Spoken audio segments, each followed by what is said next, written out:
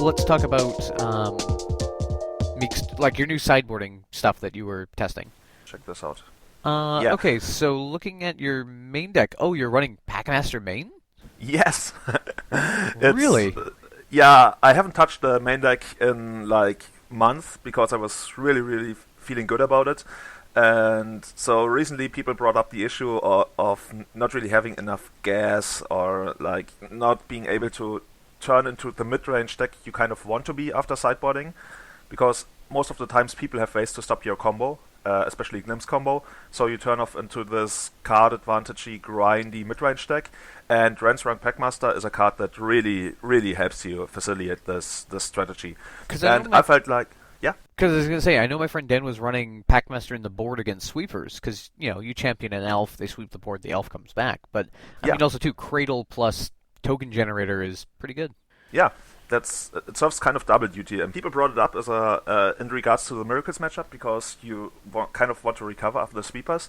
That's true, and as I mentioned, it's really good for the mid-rangey plan, and yeah, that's why I'm trying it out. And I'm also trying it out in the main deck because I feel the impact of siding it in isn't as big as having like a dedicated sideboard card, like I don't know, a Prop Decay or Meekstone or whatever. So.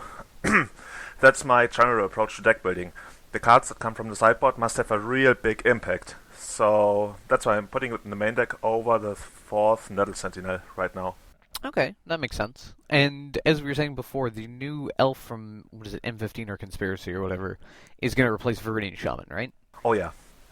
Unfortunately, it's just a 2-1, but that's okay. I mean, it still kills all the stuff it's meant to kill. And yeah, I'm really looking forward to that. I know Elves before really always had a problem with humility. I mean, that's not going to stop it anyway. But I'm saying, like, you know, humility moat, ensnaring bridge, you know. But now there are niche cases where being able to have an out to moat is going to be, you know, it's going to be a bit better. Yeah, you had an auto mode before if you go for like a huge glimpse chain and untap Death Shaman like enough times, and it's been done before. But I mean, this is much more convenient. That's true. It's also interesting if your opponent drops Show and Tell and goes for like an Omniscience. Oh, that's unless true. He's on the Cunning Wish kill, he won't be able to do it anymore. That's nice. That's true. It's also interesting because it's a 3-drop, and Miracles usually doesn't have that many 3-drops, so you can sometimes just naturally kill the counterbalance. That's true. That's also possible. Oh yeah. I'm so looking forward to the card. I think the artwork is super pixely. It hasn't been really spoiled in a good way yet. So here's to hoping that the artwork is going to be awesome. And if it's not, I think you still have to play it. Yeah, sadly. So, looking at your sideboard now, it is 3 Abrupt Decay, 2 Bitterblossom, 2 Cabal Therapy, 1 Choke, 2 Meekstone, 1 Natural Order, 1 Progenitus, 1 Sylvan Library, and 2 Surgical Extractions. So, Bitterblossom, is that just for the Miracles matchup, or...? It's mostly for the Miracles matchup, and like for the most recent additions and changes I made to the deck, I have to give credit to the people on the source, because that's where this idea first came up, and I picked it up from there, and thus far I'm really liking it.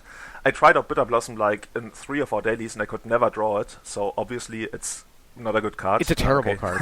Yeah, I can never draw it, but actually once I started drawing it, it felt pretty good.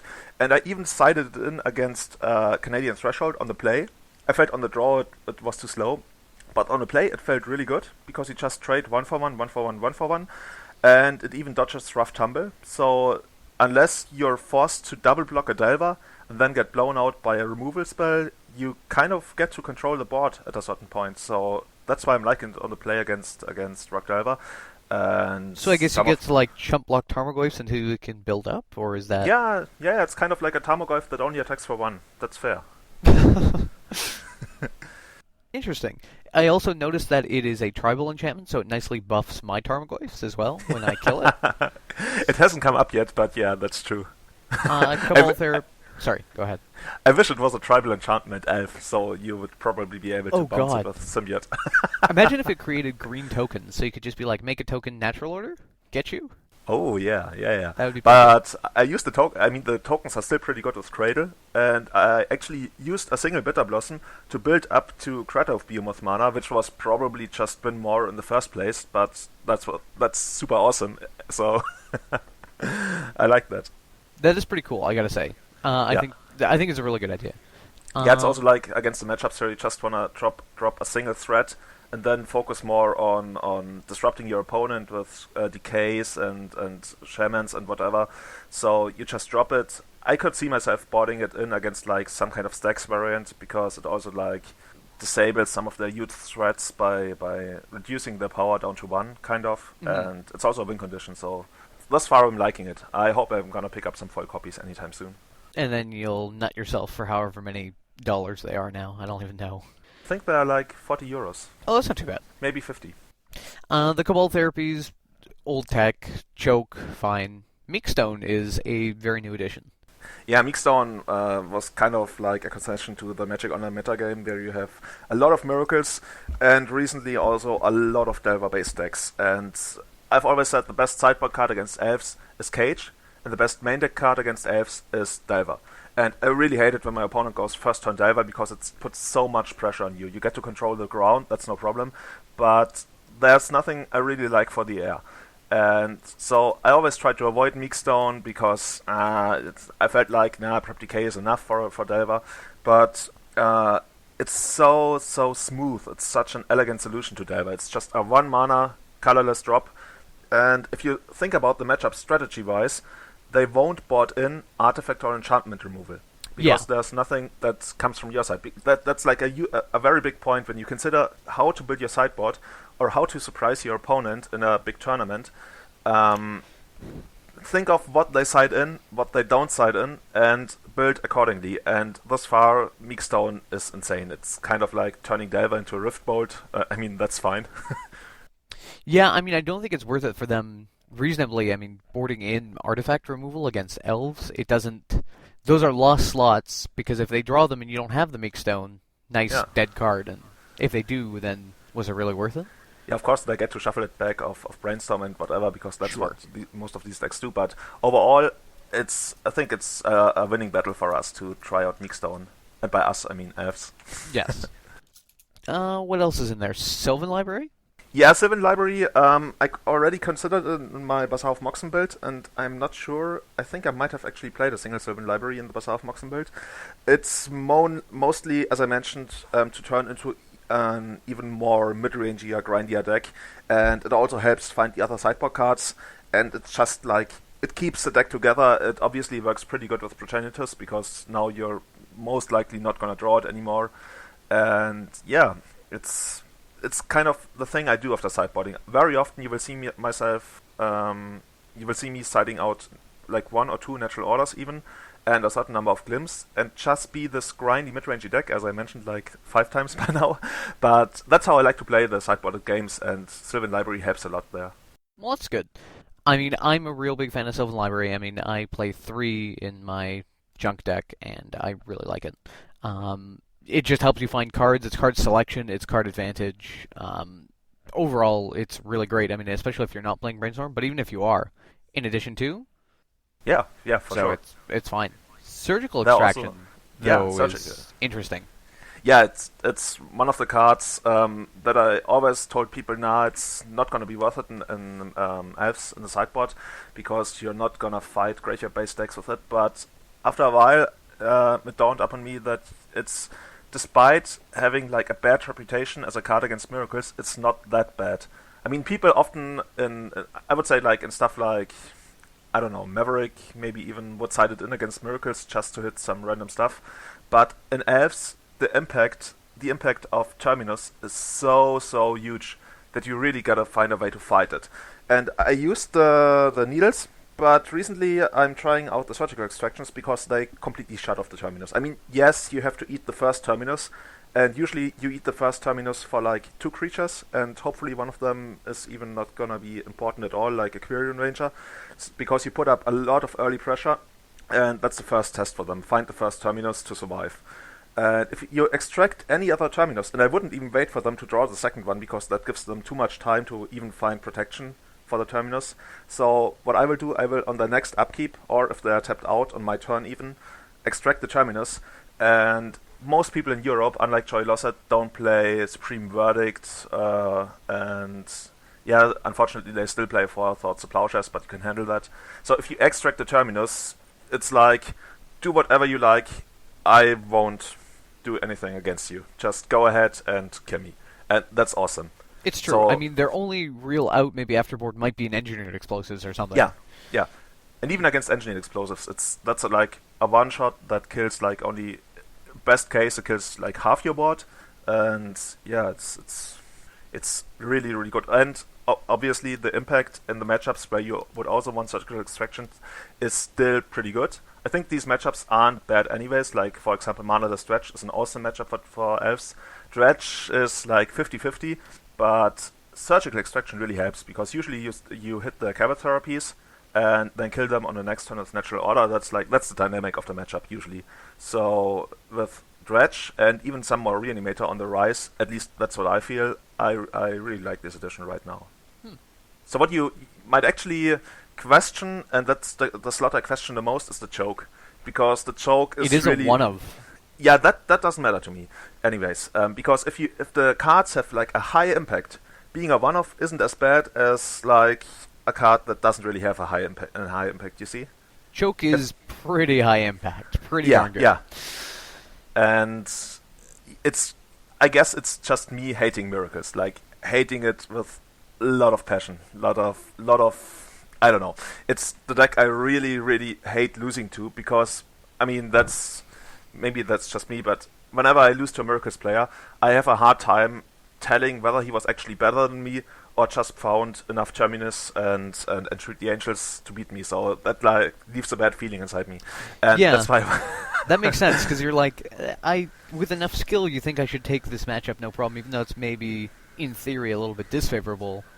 But that's still every time you lose, you're like, fuck, why? Yeah. So if you look at the sideboard, what would you feel like would be my worst matchups by now? Worst matchup? Yeah, or what would be like a matchup you'd rather dodge? With Elves, I still think Reanimator is still bad times for you. Yeah. You hope you hit surgical extraction, or they have a slow hand, because otherwise, say turn 1, turn 2, Elishnorn is goodbye. Yeah, like you don't beat the god hand of Reanimator. That's true. I mean, even with the sideboard with surgicals and stuff here, it's not gonna happen. Storm's also pretty bad for you. That's what I want to focus on, because Storm and especially Sneak and Show got really, really worse.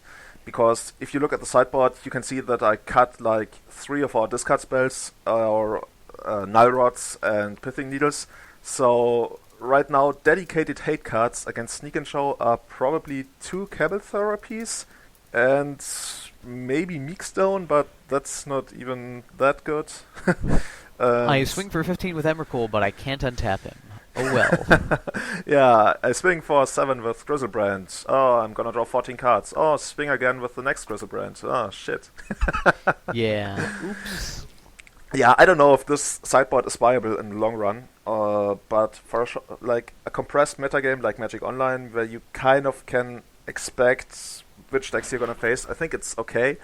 And right now I feel like Miracles is keeping Storm in check. Not so much Sneak Attack, and I feel people should play slightly more Sneak Attack, although I hate myself for saying that.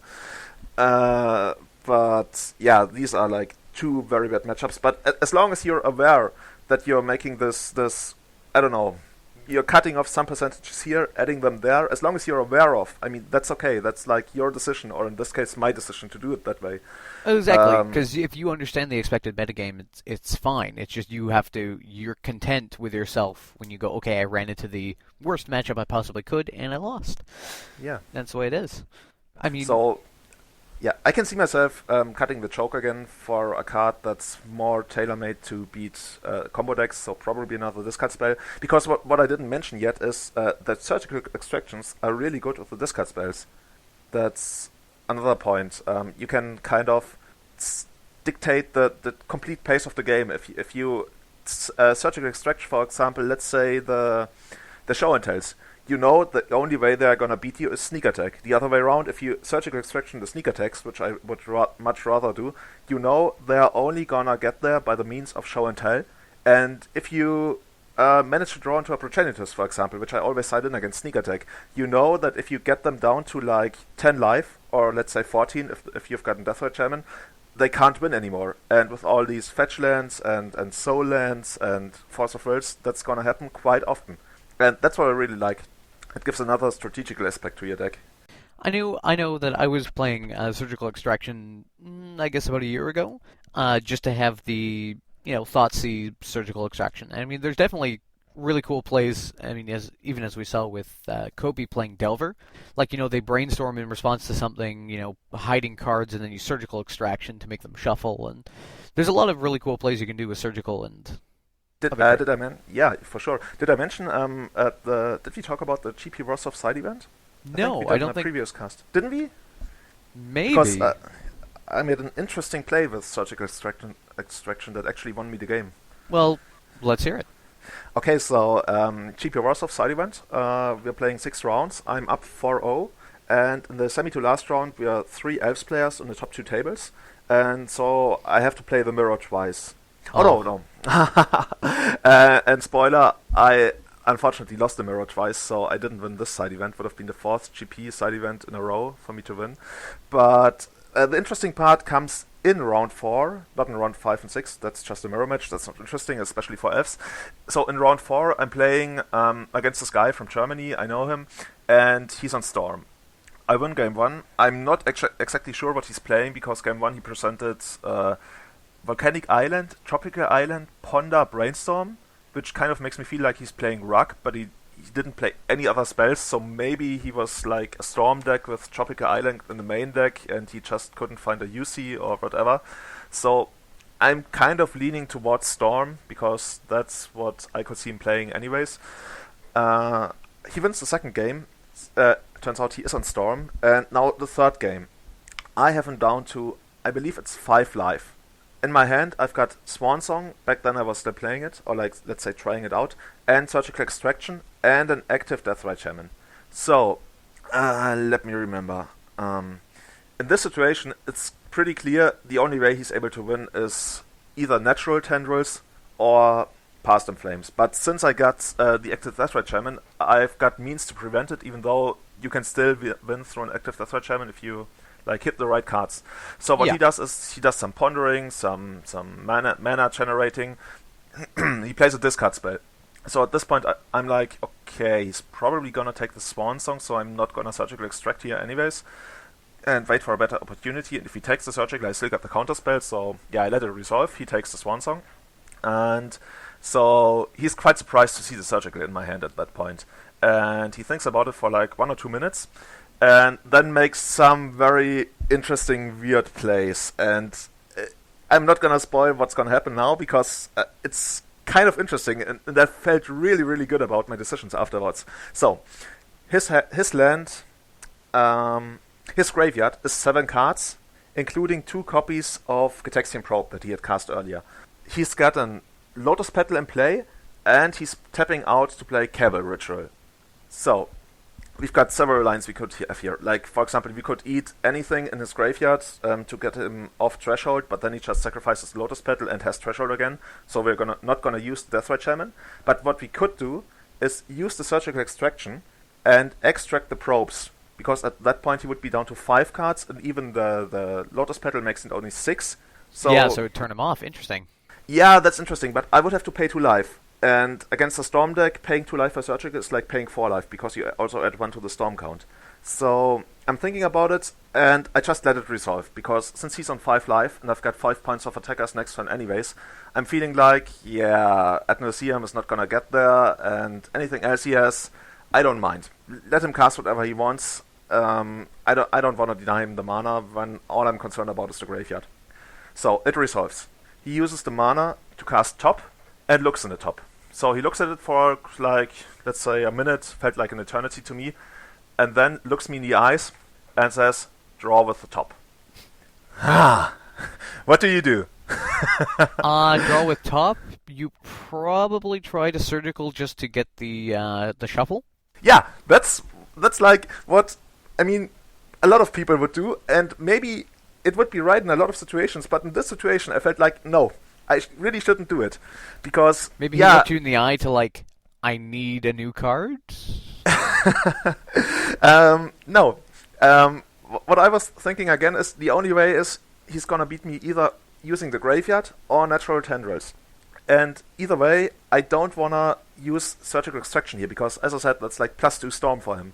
So if he's gonna draw a card that wins him through the graveyard, through an active Deathrite Shaman and surgical extraction, well, okay, that's gonna happen. But generally speaking, I think let him just draw the card. I don't mind. And so I let the top resolve, he draws the card, and then he plays another discard spell. He plays a Duress again. I think he found another Dark Ritual in between, so he had quite a lot of mana. And so he plays a discard spell. And now Surgical Extraction is the last card in my hand. And I could extract the Cabal Ritual or the Gitaxian Probes in response to the discard spell, or just let him have the discard spell. So at this point he's still got the Lotus Petal, and he's got about, I think, 5 mana floating. How many cards in hand? 3. Including the one he drew from the top, but that could have been the Duress anyways. It's a hard call. Yeah, it's a super hard call. That's and I think it's very hard to say which one's the right play. And fortunately, I made the right play. I thought about it for like 2 minutes, I believe, because it was going to be the final turn of the game, and we both know this. It came down to this. So the Duress, or was it a Thoughtseize? I don't even know. It was on the table, and I'm thinking about it, and then I just put my surgical to the table, and I'm like, okay, you're gonna take this, and he just extends the hand and says, okay, you win. Maybe he needed the one more storm? He needed the one more storm, and the 2 life I would have to pay to surgical. And everything he did the entire turn, he had tendrils in hand already, and everything he did was dedicated to getting me, like, trapping me into surgicaling. Like, when he played the Cabal Ritual, he wanted me to surgical the probes. I didn't do it. When he drew off the top, he wanted me to surgical again. I didn't do it. When he played the discard spell, he wanted me to use my surgical in response. I didn't do it again. I declined 3 good opportunities to use surgical extraction, and that won me the game and the match. And that felt so awesome, because that's exactly how I had imagined it in my head to happen.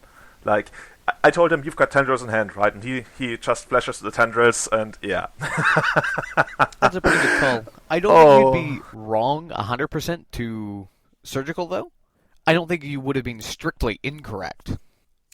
Yeah, I mean, it's all just a game of numbers. There's no 100% call. It's like, I don't know, even it's like a 70-30 or 60-40 call or whatever, there are definitely going to be situations where it's right, and given the signals he sent, by the way he played the game earlier, you kind of have to make a decision. And for me, I decided, he's going to win through a graveyard or natural tendrils. And that's the 2 scenarios, and against neither scenario, using the surgical would have been good, so, yeah.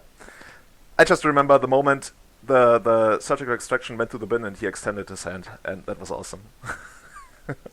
That's pretty great. Oh yeah. Unfortunately, I lost against Elves 2 times afterwards, but yeah, that's a mirror match. You just gotta run more Golgari Charm. Dun-dun-duns.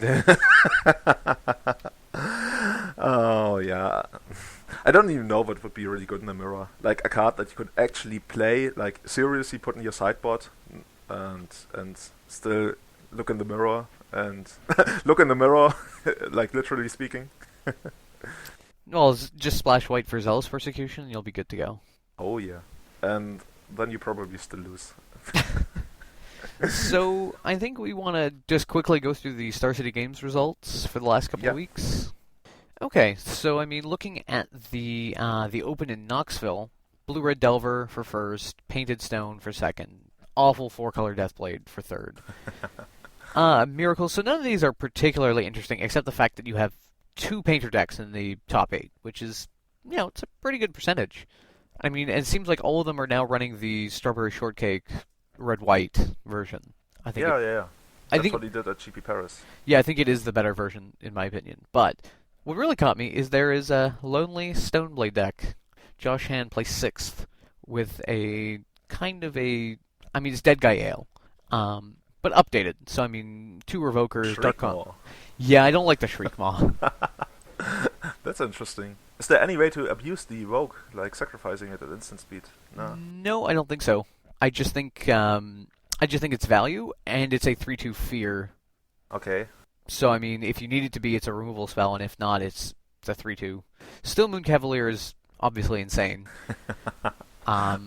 Put a Sword of Fire and Ice on Still Moon, and you're just ridiculous.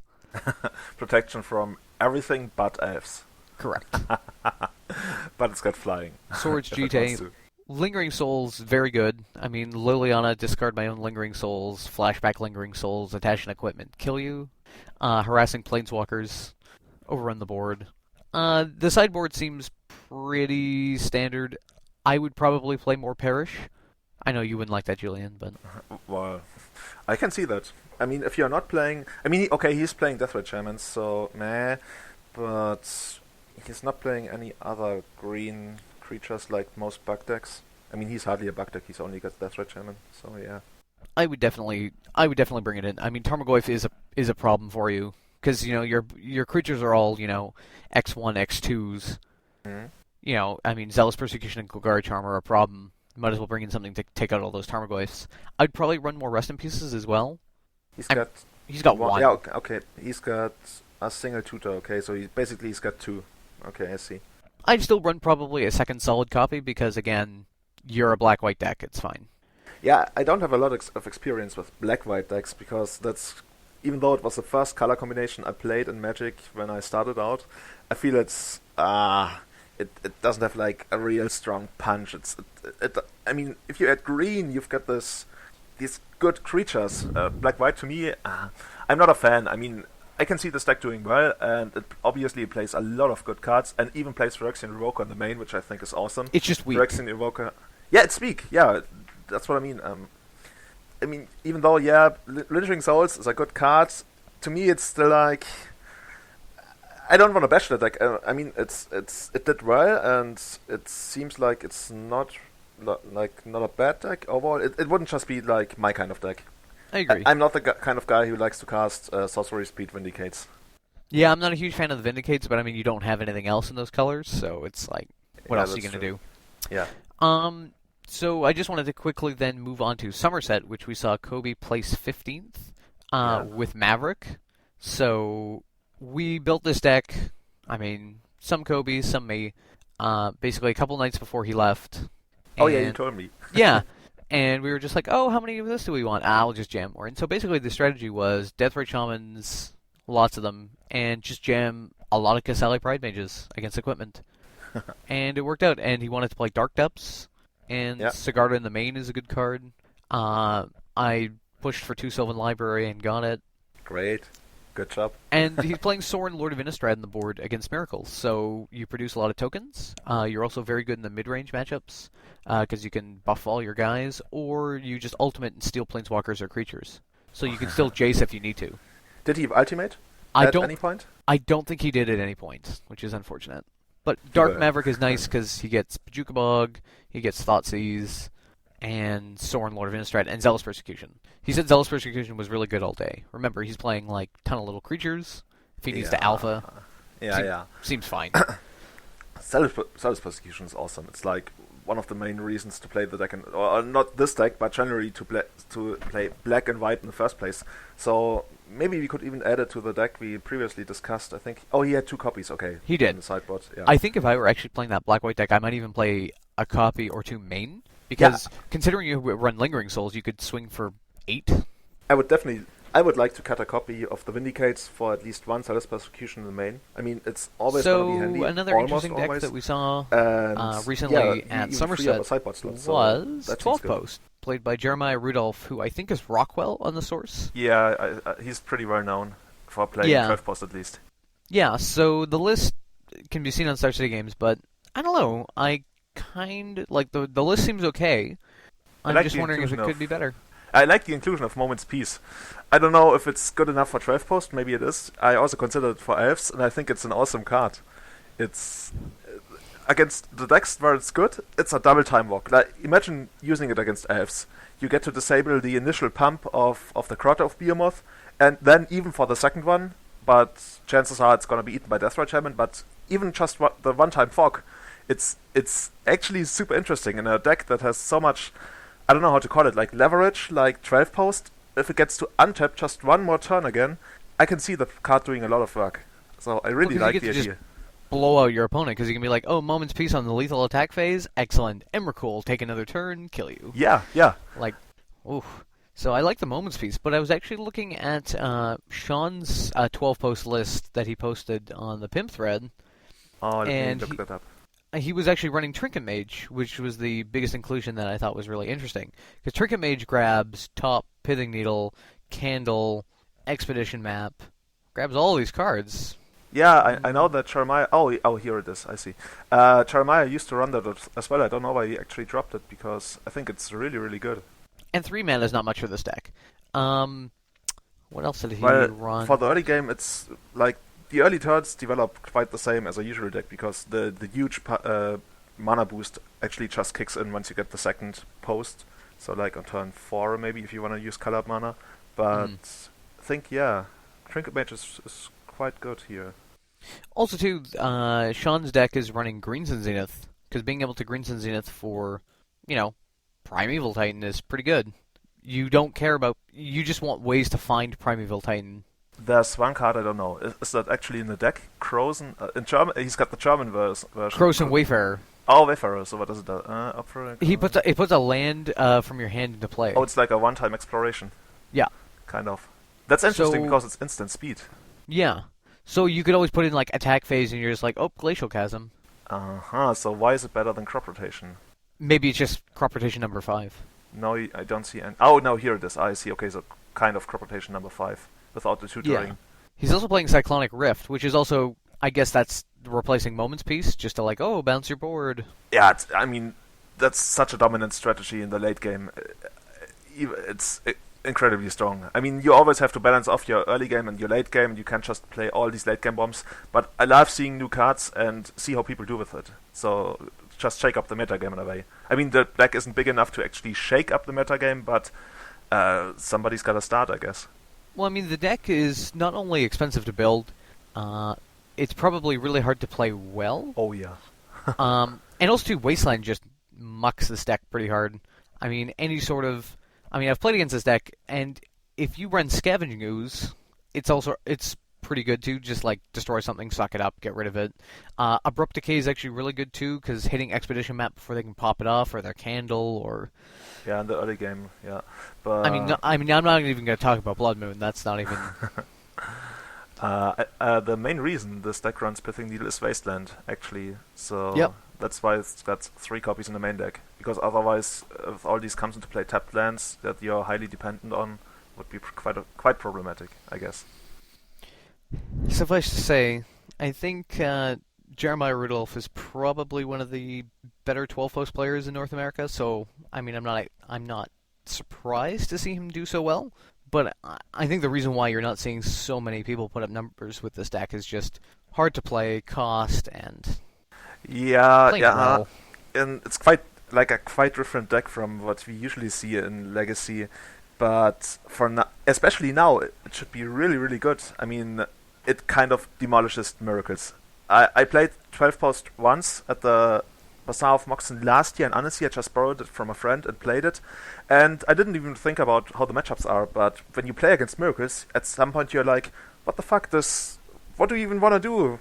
You can't beat me. You just play lands, cast your Eldrazi, and Miracles dies. So unless they actually get to kind of stall the game into Angels and kill you, you just don't care about anything that's in Miracles, and that's the beauty of 12 post in a way, at least in nowadays metagame. Oh yeah, you definitely crush Miracles. Miracles doesn't have enough counterspells for all of your bombs, because basically every card is a bomb. So you have to save, a counter for Show and Tell? So you got to save a counter for any of their Eldrazi, for Primeval Titan, Expedition Map, Yeah, it's. I mean, Show and Tell, you can handle Show and Tell if you get the Caracas, but the stack is also running Pithing Needles, so Caracas isn't that much of a reliable strategy anymore, so...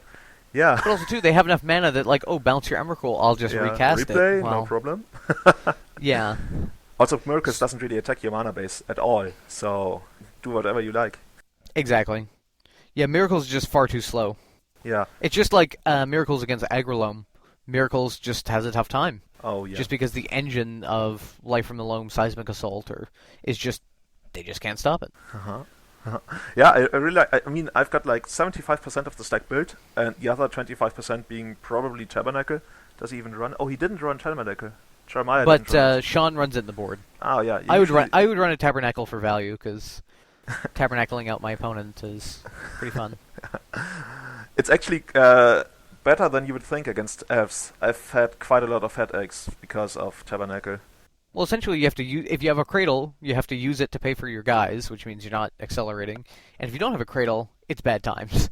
Yeah, I mean, in this deck he doesn't run, like 12 Post doesn't run Wastelands, so it's manageable, but generally speaking, there's some kind of pox decks, and I really hate that. It's how expensive is Tabernacle right now? Oh, maybe don't even tell me. I sold mine like 1 year ago. It's probably like $400 for like something not super played. Oh man. Yeah, I had a few of them, and I just didn't use them, so I slowly sold them off. But I still have my one just in case. Is there any card in Legacy that you don't have? No. A humble no. I mean, actually, no. I actually don't have Imperial Recruiter. Yeah. Okay. But I don't play any deck with Imperial Recruiter. Fair. So yeah. Yeah.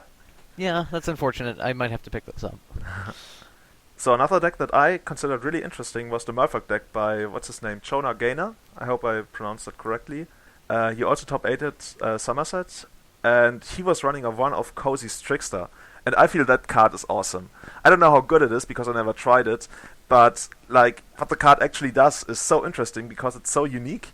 And for the people that don't know, it's a 1/1 Merfolk for 1 blue, and every time your opponent shuffles his or her library, you may put a +1/+1 counter on Cosi's Trickster. So what do you think about the card?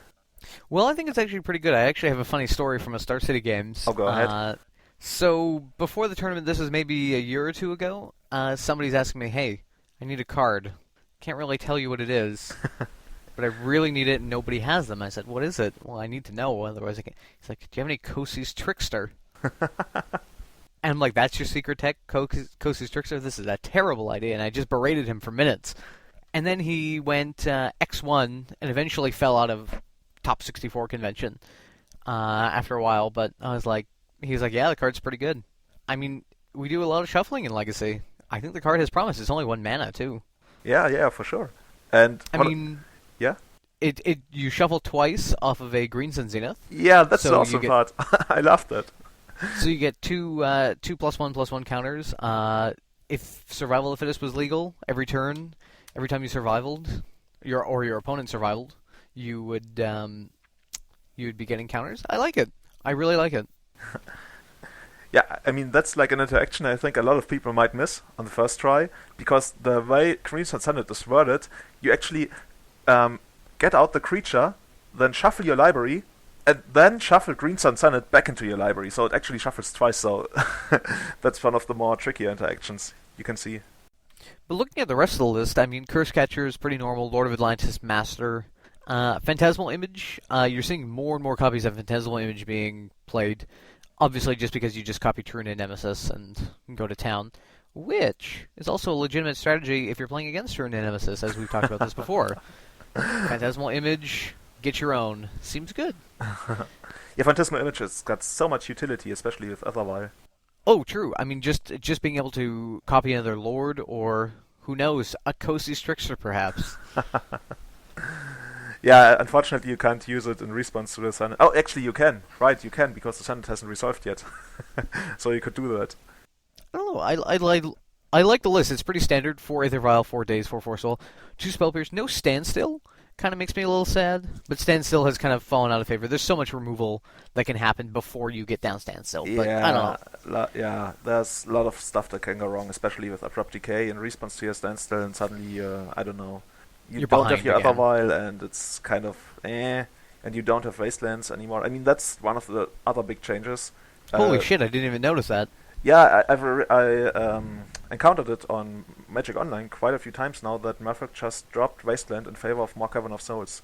Because, let's be honest, the mana base is really bad. It's probably the worst monocolored mana base in all of Legacy. And imagine cutting 4 more islands for 4 more Wastelands, and now you've got like 8 islands and 4 Cavern of Souls that don't really cast Spell Pierce, don't return for days, don't cast your sideboard cards, like, reliably. That's true. I can see it. And especially with True Nemesis putting lifting the curve slightly. Actually, I think they cut the reach-tree, so the curve should remain the Yeah, it same. looks like they cut the reach-tree. Yeah. Huh. I do like the sideboard, though. I mean, the first one that really comes out at me is the Chalice of the Void. Oh, and we even saw that in the main deck. I think like 1 or 2 weeks ago. Was it at Star City? Yeah, somebody was playing it in the main deck, which is really interesting. I'm like, what is the concession for that? I mean, what are the? I mean, playing a main deck seems pretty deep. Yeah, I'm not 100% sure why you would play it in the main deck, but having played Merfolk myself, actually the combo matchup isn't as good as you would want it to be. I mean, like for hard counters, you usually only have Force of Will, like at least in the main deck. So people have been experimenting it, like when I was deeper into Merfolk, like 2 or 3 years back with Chalice of the Void, but it never really caught on. So I was quite surprised to see it make a comeback. And these days, it's almost seems like the standard to at least have it in the sideboard. Yeah, I'm wondering if Merfolk players are just seeing, excuse me, if Merfolk players are just seeing, or this player was expecting more combo at Sommerset, or kind of what the deal was, because we haven't seen a lot of Storm combo kind of showing up in the top 8. Yeah, huh. I'm actually, I don't know why you would really want it right now, because Storm combo, at least in my experience, is at an all-time low right now. I mean that's why you've changed your sideboard. Yeah.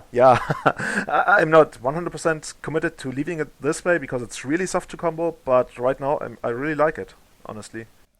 One of the cards that I really like is actually the Back to Basics, because there's a gentleman who came up and won my mocks away from me at a tournament that I hosted, and he was playing Esper Esper Stoneblade, or Esper Control with 2 Back to Basics main, and card blew out some opponents. I mean, a lot of people aren't expecting it. They just tap out at will and get this dropped on them, and yeah, it's a good card. It hasn't been present in Legacy for quite a while, and it's slowly making a comeback. I've even seen it in like 1 or 2 Miracles list in the main deck.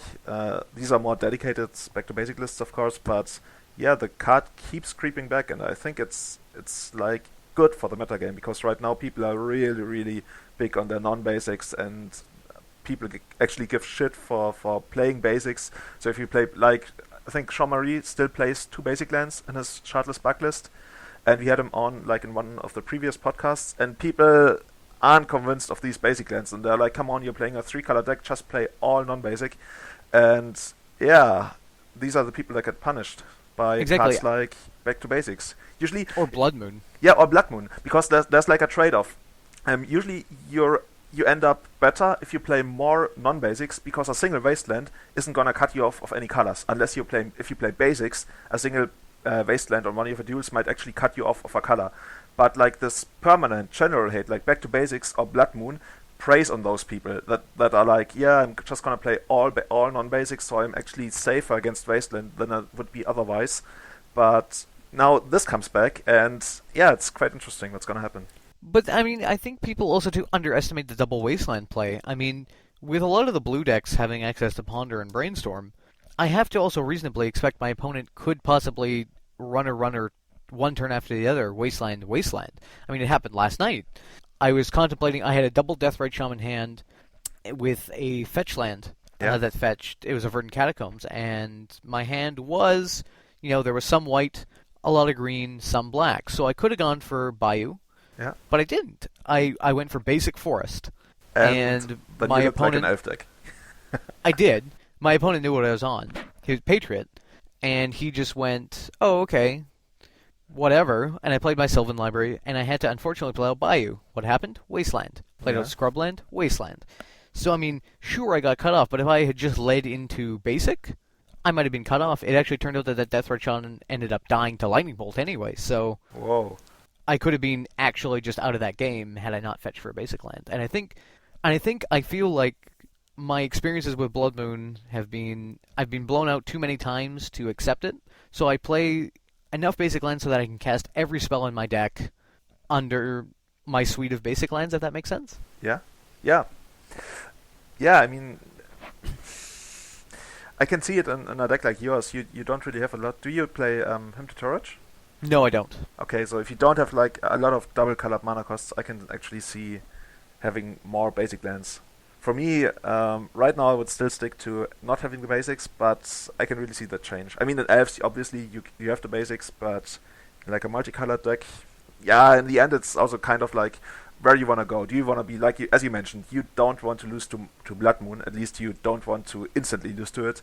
And some people are like, yeah, okay, whatever, if he's got the Blood Moon, that's fine. As I mentioned earlier, if you're aware of the trade-off you're having here, it's fine because it's your And you decision. accept it. Yeah, it's your decision how to play the game and what you want to be good or weak against. So if you're aware of it, that also means that you don't get to complain afterwards.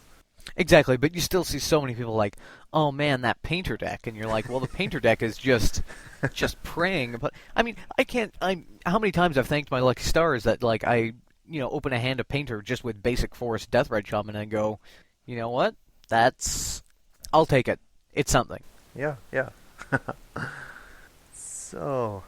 So also, I've noticed that Alex Bertoncini placed with the worst deck in the format, aka Esper Deathblade. So I just wanted to open up his list. He's running actually more of the full-on True Nemesis list. So if we notice, he's running Deathrite Shaman, Snapcaster Mage, Stoneforge Mystic, 4 True Nemesis, and a Clique. And then he's just running the Batterskull Ponder, Vindicate, Thoughtseize. And you know what? I see a lot of Vindicates popping up in these Deathblade lists, but overall, everywhere else, not so much.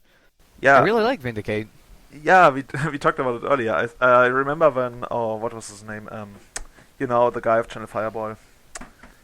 Ah, come on, the guy that won the Legacy GP with Esper Deathblade. Yes. I just can't remember his name. Tom Martell. When Tom Martell won the Legacy GP, everybody just copycatted his list, and he also had a single Vindicate. So for a month and maybe even a year after, people still kept that one Vindicate, and I guess some people just grew to like it, like Alex. Alex actually, I've seen it on not on Twitter, somewhere. Chris von Meter mentioned that Alex has been advertising Esper Deathblade as by far the best deck in the format and that he should be playing it. And I was quite surprised to hear that because it hasn't really had good showings as of lately. No. We talked about this on the podcast when we first started a year ago about how this deck is a worthless pile of garbage. And it only got slightly better because you got True Nemesis. But I mean, I'm sure this is because it does have access to quote-unquote the best cards in the format glued together by Brainstorm. It's debatable, but the mana base is I cringe. Creeping Tar Pit, he has Wastelands, a Caracas, Tropical Islands, Scrub... What is this? How many fetch lands does he have? 6? Wait, oh no, 10, okay. 10 fetch lands. Would have been, yeah. So, I mean, Rug Delver hasn't been seeing a ton of great finishes, but like Blue-Red Delver, Rug Delver, any of these mana denial decks are just going to absolutely have their way with Esper Deathblade. Yeah, but I really hope like Rug Delver or Canadian Threshold, as we call it, comes back like in a bigger way. I mean, it's already kind of on the way back into the metagame after having vanished completely from the scene, and I think that's good because in my experience, it's like a deck that has a 50-50 matchup against Miracles, and anything that's not unfavored against Miracles is good for the metagame right now. And if that deck comes back, I can see Esper Deathblade struggling even more, as you mentioned. Yeah, I definitely think Canadian Threshold has the opportunity to come back. I think a lot of people are working on it and trying to see kind of what the main problems are. I think, in my opinion, the main problems are Rest in Peace really screws over Nimble Mongoose and Tarmogoyf. And even though, say, Patriot Delver is falling out of favor, which also runs Rest in Peace, Miracle still runs Rest in Peace.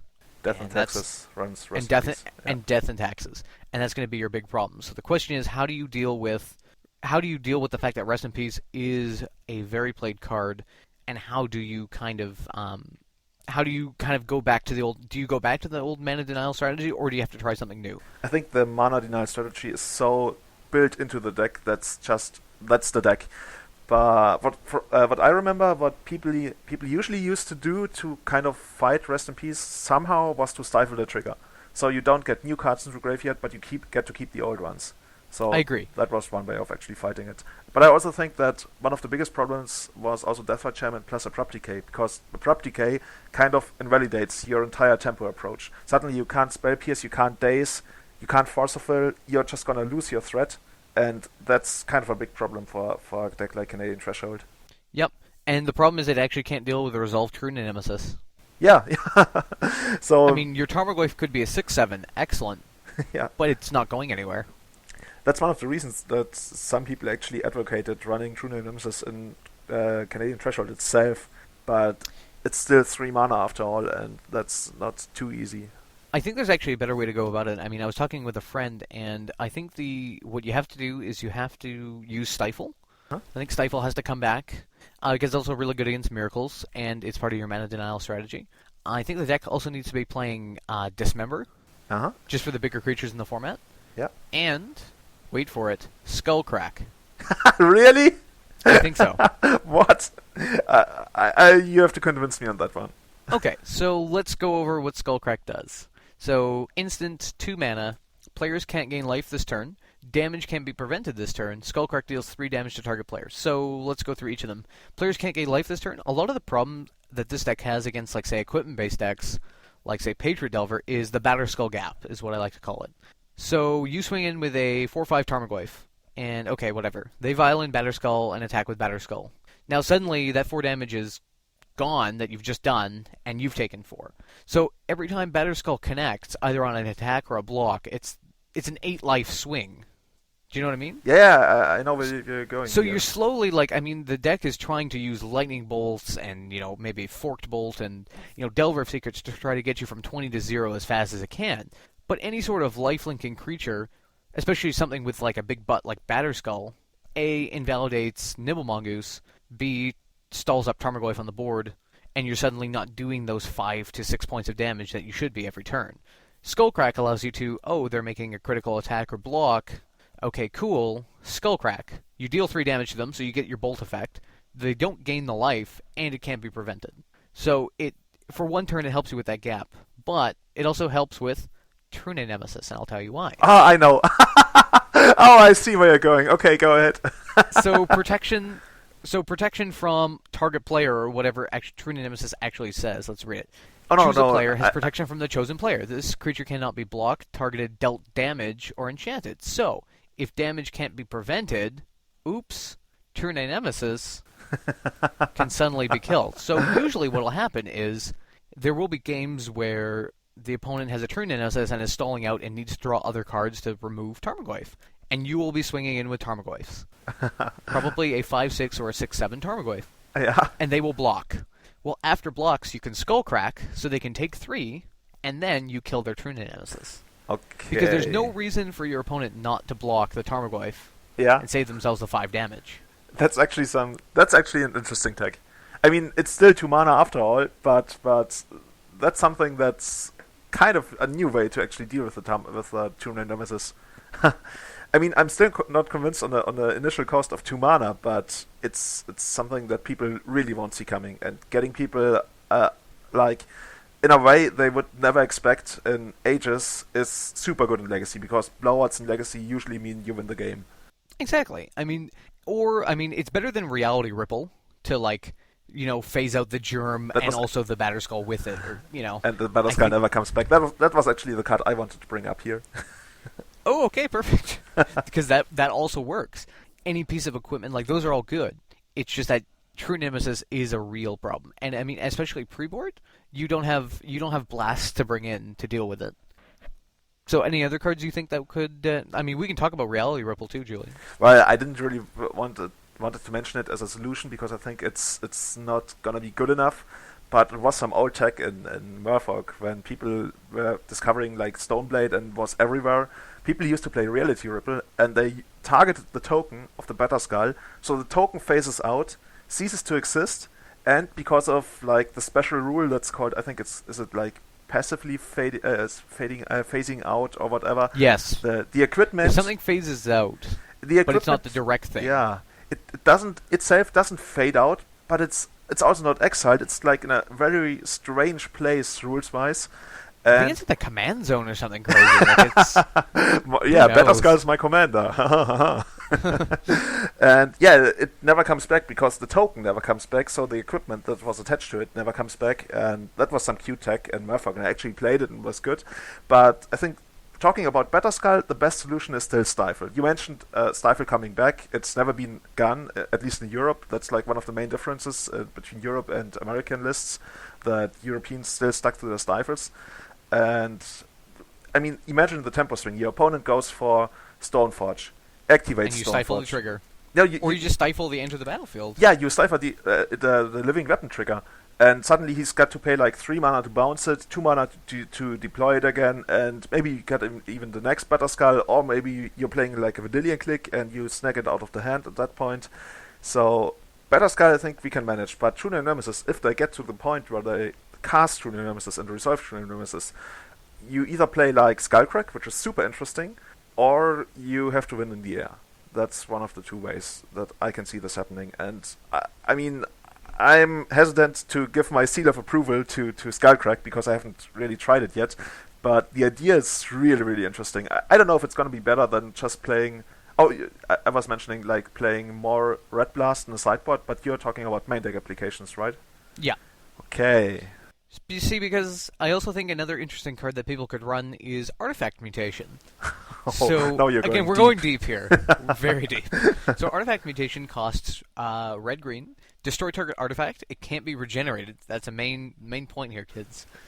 Put X 1/1 green Saproling tokens into play, where X is the converted mana cost. So, for example, you could use Destructive Revelry, you could use Ancient Grudge, or Artifact Mutation. So, Artifact Mutation, so if they end of turn Violent Batterskull, say they have 1 mana open, you Artifact Mutation. So it destroys the Batterskull and you get 5 1/1s. Oh man, you're the brewmaster. I try my best.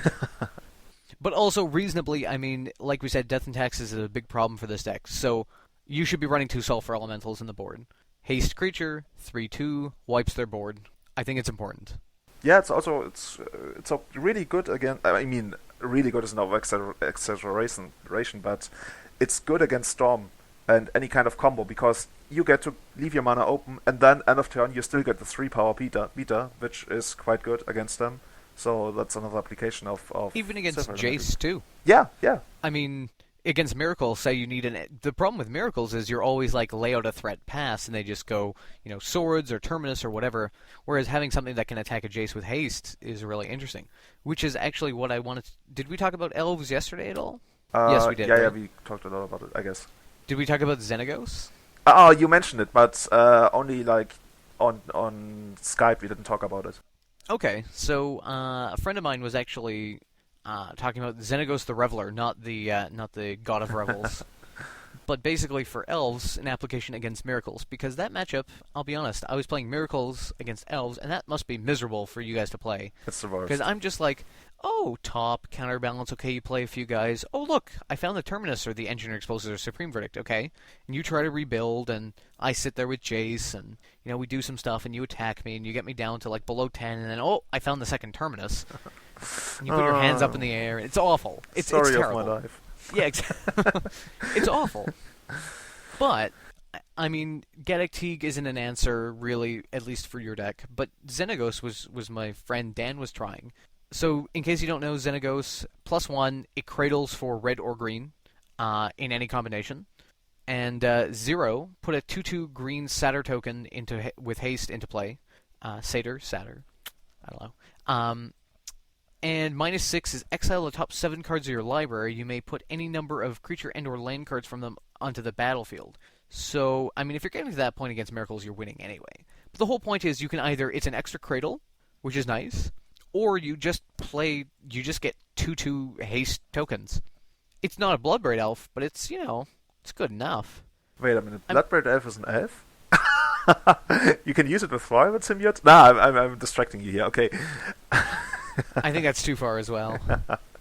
But actually, I really had a hard time against it as the Miracles player because, okay, fine, you can wipe their board, so they can either, gas up again if they need to at some point, and hardcast Craterhoof Behemoth, which did happen, and I died. Yeah. Or my opponent just kept pumping out tokens. Just a 2/2. Okay, so I was able to deal with it. I used a Snapcaster Mage to block. Fine. Okay, then another one came. Oh, can't deal with that. Another one came. Oh, God. The problem is the haste. And Miracles can't deal with the haste is the main problem. Just being able to attack. You don't have enough Swords to Plowshares to deal with all those tokens. The Terminus is no good against something that makes creatures continuously. The only way to deal with Xenagos is actually to use flash creatures to attack it. And reasonably, it's not super profitable to do so. Yeah. I mean, people have talked about it like very, very little I think some weeks ago when we were discussing the application of Planeswalkers against Miracles in the Elves thread on the source, and I think I was too focused on the Garruk plan, because Garruk basically does the same. It's also like a super cradle with a +1, like Garruk Wildspeaker, and also produces tokens, but Garruk produces tokens for a minus ability, so you have to stop at some point and rebuild. Whereas Xenagos has tokens for 0, and they have haste, so that's quite interesting. And right now I've got Bitterblossom in that slot, but I can really see myself trying Xenagos. And I really have to try it like against Miracles, because that should be super, super awesome tech. That's I think the specific matchup you wanted in. Reasonably, I don't think you actually want it against much else. I mean, unless there's some sort of like crazy bug landstill toxic deluge kind of deck that may be sure. But I mean, you wouldn't want this in a mid-range match. But it's a very specific kind of anti-miracles card. Yeah. But I think that's where you want your sideboard slots to be, is very powerful, specific answers. Yeah, that's like the philosophy behind my sideboard, to have as high of an impact as possible. And Xenagos is pretty high impact, at least against Miracles. Overall, I think I still like the Bitterblossoms quite a bit, although they can be abrupt decayed against certain decks. But yeah, but the tokens can also, these Satyr tokens can also be used to natural order if you need to. Okay. That is reasonable, and they don't die to Golgari Charm, right? Oh, that's like a big point. You've got me there, I guess. So maybe something to consider, because Miracles, guys, in case you didn't know, Miracles is super weak to anything that's not a creature. Really, really weak. Like artifacts and enchantments and planeswalkers. They actually don't have any removal for that. Yeah. Miracles usually has like, I don't know, 2 engineered explosives that I can put on 2, sometimes 3. So if you got anything above that, and chances are against a lot of decks you won't even see engineered explosives after sideboarding, well, that's pretty good. Yeah, I mean, like we're saying, Xenagos, Liliana, Sylvan Library. I mean, all of these cards, Null Rod, all of these cards are insanely good. So, people, play more Planeswalkers. Please, please, please, please. Save your local elf guy, play more Planeswalkers. Pretty much. Now, did we talk about a zoo list yet? That I saw online that I thought was really interesting. Like actual zoo? Zoo. Like fast Naya zoo? Naya Zoo. Like 2011, it's coming back. What? So, I was playing on Cockatrice the other day, and there was an Italian gentleman, or lady, I actually don't know. They were playing a zoo list. Now, long story short, I won, so hooray for me. Well done. But I really liked their list. So the list was something along the lines of 4 Noble Hierarch, 4 Kasali Pride Mage, okay, 4 Tarmogoyf, 2 Gaddock Teague, and the new Aeladin of the Revel. Which one? Aeladin. What is it? Of the Revel. You know the new guy from the newest set? He's the Pyrostatic Pillar? Oh, that guy. Okay, yeah. I can never remember his name. I have no idea. Yeah, he was playing 3 of that guy, and then just running 4 Chain Lightning, 4 Lightning Bolt, 2 Lightning Helix, some amount of land, and did he run Sylvan Swords Libraries. Plowshares or Path to Exile? No, he was actually playing neither. Okay. In the main deck, he was just on the burn and get you plan. Oh, and Wild in the Cattle, obviously. Yeah, I was just about, but no Goblin Guides. No Goblin Guide. Okay, because it's quite interesting to have such an aggressive card, but no Goblin Guides. Or maybe there were Goblin Guides. Anyway, Okay. the point is, like, huge Exalted package and 4 Kasali Pride Mage was my main. You don't see that a lot. And no, like you said, Swords to Plowshares or Path to Exile. So I really like the list, just because, turn 1 Noble Hierarch off of Savannah, you're thinking, oh, maybe that's... Maverick. Maybe that's... Yeah, that could be anything. But then, suddenly there's a Tarmogoyf or there's a Gaddock Teague. And the clock was actually really quick. I mean, the 8 Exalted creatures really helped. I mean, being able to go, turn 1 guy, turn 2, Exalted. Oh, your Kasali Pride Mage is swinging for 4 now. Oh. I mean, it really speeds up the clock, and playing 10 burn spells, you're going to get there. And as soon as you have a few creatures on the board, you can just drop the Pyrostatic Pillar guy and wait it out. It's quite good insurance against, even if your opponent is able to remove your guys, you will get so low that you might be able to burn them out. And that's what happened to me, is I got to 4 life, and I said, oh, okay, awesome, I have this Swords of Plowshares. Oh, wait. Swords of Plowshares puts me to 1, and then he just swings back and... Oh, darn. So that's how I dropped a game. But I think Zoo does have a chance in the metagame right now. I mean, don't get me wrong, Miracles is never going to be a great matchup, because terminusing away your entire board of weenies. But the clock is pretty quick. And I think it's maybe an avenue that a lot of people aren't exploring just because of the fact that it's very out of favor.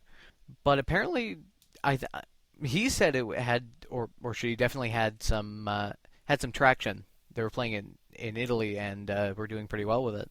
Yeah, and overall, Sue always used to be a super popular deck, so I can see people picking that up. I mean, look at all the creatures. I'm just looking at, again, the Esper Deathblade list. Okay, Deathrite Shaman, Bolt. Snapcaster, Bolt. Stoneforge Mystic, Bolt. Anything that comes off Stoneforge Mystic, Quasali Pride Mage.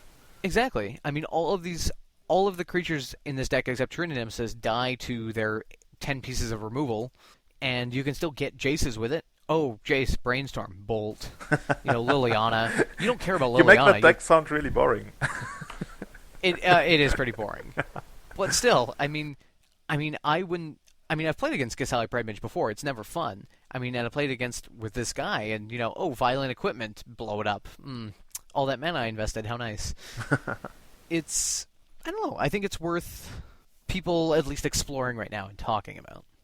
Usually all it takes is like one Star City Games top 8, maybe even just top 16 for more people to get it, pick it up, and yeah. Exactly, and I think that's a lot of the problem is people are like, oh, the top 16 is only consisting of, let's say Bug Natural Order was an 8th, Bant Edric, right? Borrow Bant. Oh, yeah. So it plays 9th, right? Matthew Zabo was playing it, and the deck is really good. I think more people will actually pick it up now that not only are the streamers seeing it, or people who are watching streams, but, it was on camera. People saw this. I think people will be picking this up a lot more, and that's awesome. Yeah, that's the beauty of Legacy. You can still, even though the format is so old, you can still come up with new stuff and, just try to see how it fits into the metagame. Because overall, the power level of any card that you can play is kind of that high that you can just find new ways to combine these cards to make new decks and still have a very strong deck after all. Mm-hmm.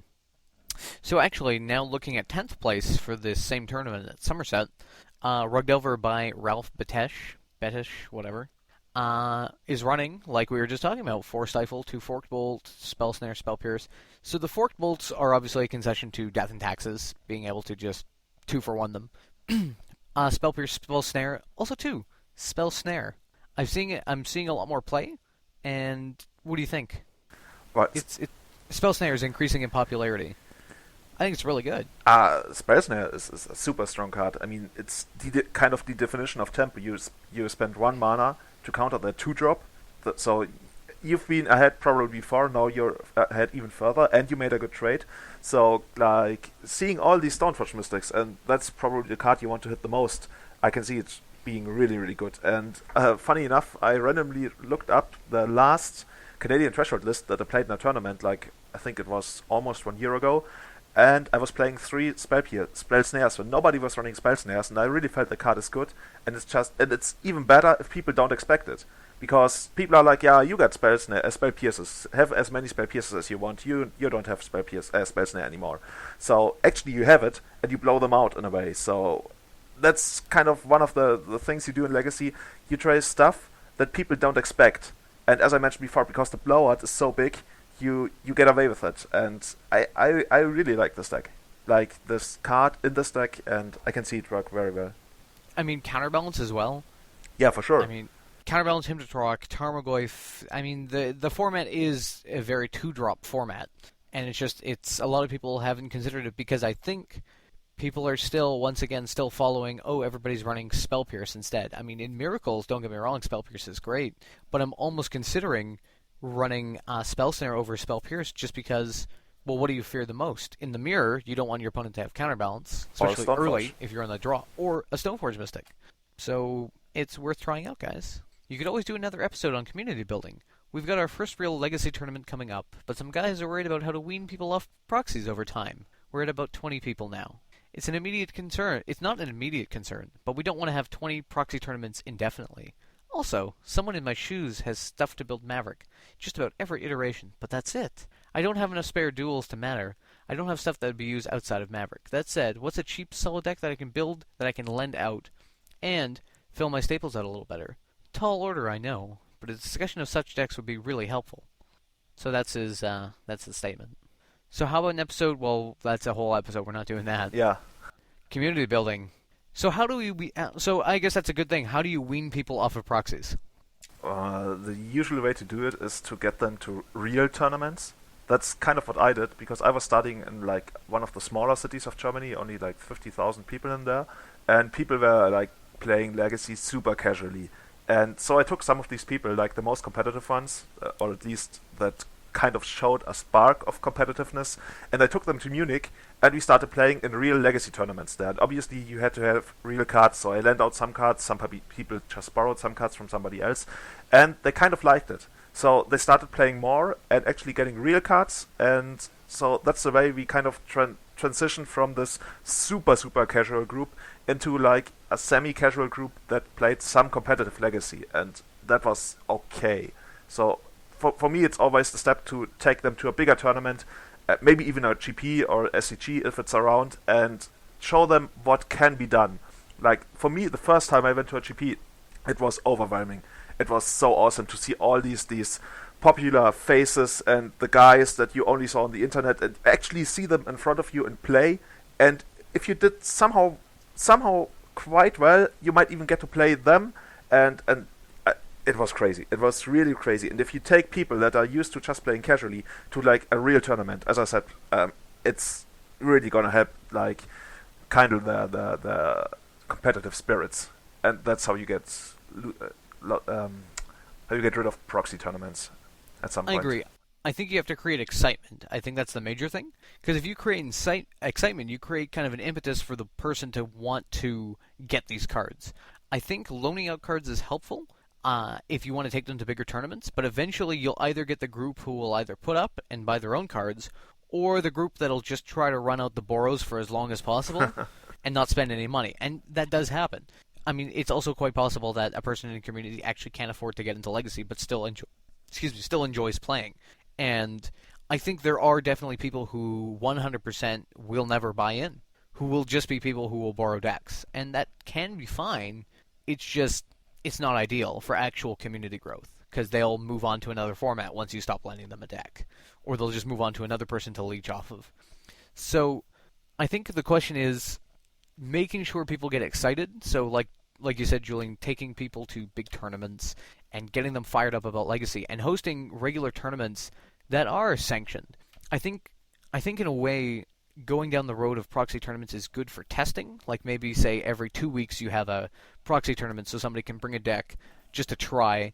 And usually that's what we do, is, every couple of weeks we have one where I'm going to proxy up some crazy deck on a bunch of basic lands, and I'll just run it just for fun, just to see if it's worth even throwing together.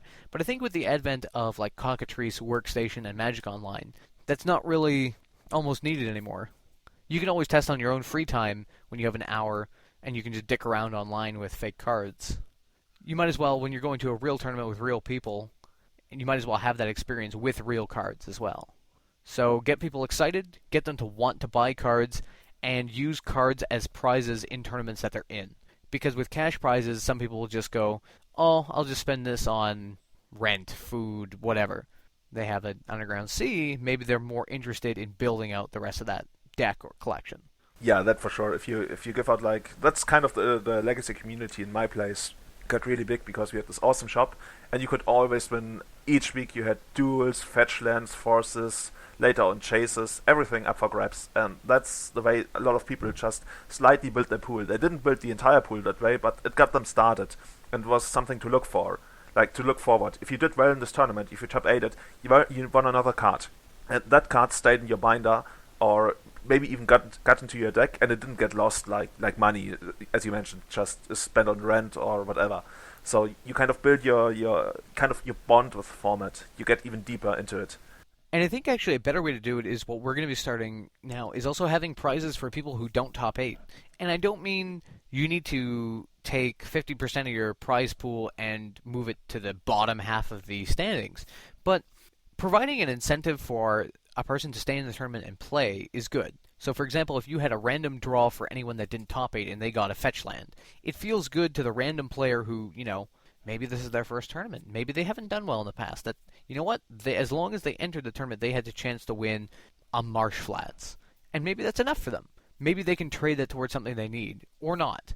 But hopefully it's a little bit more helpful than just getting totally blown out. And taking, say, $40 to $50 out of the top 8 is nothing. I mean, generally in a tournament that's, say, over 30 people at, $30 a piece, what's $40? It's not that much. Yeah, it's like 1.5 person more or less, give or take. Exactly. So taking that and just being able to pass it on to a random person who maybe doesn't do very well because either they don't have the cards or don't know the format will, again, help to provide incentive to those people to keep going. Yeah, I think that's quite a big point of community building at that here. You got to make sure all the people who are new to it don't get totally knocked out. I mean, yesterday we had a gentleman walk into the store who hadn't played Magic in 10 years, built a deck out of the cards in the chaff box, which basically we use for making proxies. Don't tell me he won. No, he won one game. Okay. Against Charlotte's Bug, which tells you how much of a crap heap that deck is. And it was a 105 card deck. But Go ahead. What? He was so excited that he won a game. Oh, he yeah. He thought he was gonna get totally blown out and just wouldn't win anything. He won one game, Oh, and man. he was happier than a pig in shit. I feel so happy for the guy. Oh, I feel so happy. Because you know what? We showed him, I felt bad because I had to play him round 1, and I'm like, unfortunately, this person is going to get a very, very cruel awakening as to what Legacy is all about and the power level. Yeah. And it's true. I'll be honest, I played back a little bit, which, some people will not agree with. There was no chance that this person could have beaten me. I had no problem. I had no problem teaching him, you haven't played Magic in a while. Okay, well, land first, then, do this, then you tap this. Okay, this is a hybrid mana symbol on my card. And just kind of walking him through the stuff and, making sure he was comfortable. I think that was more important, and getting him to see what the format was all about was more important than just dream crushing him and moving on. And you know what? And he got to win that game against a friend of mine, and you know what? He was happy. And you know what? He'll probably be back. Oh, that's so cool. I really like that. Because that kind of reminds me of when I first got into competitive play. I went to the game store every Wednesday. Every Wednesday we had Old Extended, real Old Extended, and I was playing this awful Rock Brew, and I couldn't win a single game. Maybe once a game, but never a match. So I kept going, and I kept losing, and the only person I bet was the buy, and that wasn't really satisfying. So at this one point, I actually got to beat somebody. And to me, I went 1-5 in that tournament, but that one win was a real win. And I still remember to this day because it felt so awesome, and I can really relate to that guy, and it makes me happy. It's just that feeling of I'm learning, but I'm not, because there's a pressure you put on yourself when you're playing, doing anything. And when you lose, you can you take your lumps, but there is a bit of feeling bad, right? There's always going to be what could I have done better? Why am I losing? But, hey, good for him. So the other question here was, let's see, something about Maverick. So this guy can build Maverick, don't have any spare duels. What's a cheap, solid deck to build that I can lend out and fill out my staples better? So what would be a good, cheap deck to lend out with Maverick-y type staples? Oh. There's always Merfolk, I guess. With Maverick staples. It doesn't really cross over to Maverick, but I think he wanted to lend out the deck, so it should be different cards, right? Yeah, let's see. Oh, okay, so he wants to build another deck, not Maverick, too. Okay. A good deck to lend out, Goblins is good. It's cheap-ish. Dredge is actually quite cheap to build. Yeah, but that doesn't really build your staples outside of Lions at Diamond, I guess. True. Well, it depends on how much money you have, too. Yeah, of course. But I think cheap. But that's the problem. Unfortunately, in Legacy, what is cheap? Yeah, what is cheap what is is the usually definition talking of... about less than 1,000 euros. So, nowadays, I would say Death and Taxes a couple of years ago, but that's not really the case anymore. Yeah, Shade and Port gets so high. You could play a budget version of some of these decks. You could play budget elves, all-in elves, kind of, with Summoner's Pact and yeah, maybe even a Spirit Guide. Somebody played that against me. I mean, it's quite all in, and you don't really get to grind the late game. But the kind of upside is money-wise is that you don't run Deathray Shamans because you don't run black, so you don't have fetch lands. And yeah, so if you want to build that deck, feel free to contact me like on MTG The Source so we can talk about that, or on Twitter it's Julian23. So I can see a deck like that working. It still doesn't really build your staples. That's the problem, because if you're talking about building staples, we are talking about using money, so you don't really get around that. But if you want to slowly build your staples, I really can see like the Merfolk maybe being a deck because you still don't need duels, and at least you get forces. So I hope the most of the Merfolk guys aren't too expensive. True Name Nemesis should be, but that's also a card that's played in other decks. So if Merfolk isn't too expensive for you and you want to play that deck, I can see this being one of the decks you might want to look at. Mm-hmm. Yeah, any sort of tribal seems to be the cheaper version. I think the next kind of tier of decks is probably some sort of like mid-range deck, but hopefully not a 3-color mid-range deck, because then you're just going to get into a lot of duels and going to have some problems. Or you just brew something to loan out. Yeah. So some sort of 2-color deck, so that means you only need to loan out 4 duels, and run, Tarmogoyfs and stick something together, and I'm sure it'll be fine. Again, it depends on how good of a friend this person you're loaning out this deck to is. If you just want to play against them and beat them, then just hand them a pile of garbage. But Dredge is also quite cheap, I'll be honest. Without the LEDs, the deck is almost worthless. So no, but it's not too expensive. I think the rares costs at least some amount of money, like Icarid, Bridge from Below. It's probably, I would say, a sub $300 deck without the LEDs. Yeah, I guess. Maybe even less. Not super expensive. Yeah. I'm going through the list on tcdecks.net of all the legacy decks that are listed there. Maybe Nick And how much they are? No, not how much they are, but what actually exists in Legacy, and imagining how expensive they are. I mean, Nickfit, you could play Nickfit. I mean, usually you only play you can play Nickfit with less duels than the standard. Okay, this is a different list that uses Badlands and Bayou. Okay, it's the red Nickfit. If you play straight up black-green Nickfit, no splashes, I can see that working. We haven't seen the deck as of lately, but I think for a deck to slowly build your pool and climb up the money ladder of Legacy, that's a different deck you could play. You could play Black-White, Dead Guy Ale. Oh yeah. Then you get not super expensive. Dark Confidence to start your pool. Stoneforges. Yeah.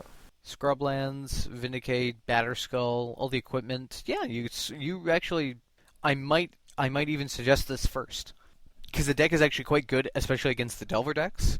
So you actually have a better chance of winning prizes with your lovely 2-color concoction. So thanks for listening again to Everyday Eternal. Hopefully you enjoyed what we were talking about. My name is Matt Pavlik, and I was joined by Julian. So guys, thanks for tuning in, listening to us. I'm really honored to be now an official member of the cast, and I hope we see you guys next time. And in the meantime, feel free to suggest new topics on the MTG The Source thread about our podcast, and we will likely pick it up then. So goodbye. Feedback is always appreciated. Email us at everydayeternalcast@gmail.com. Like us on Facebook at facebook.com/everydayeternalpodcast, or follow us on Twitter at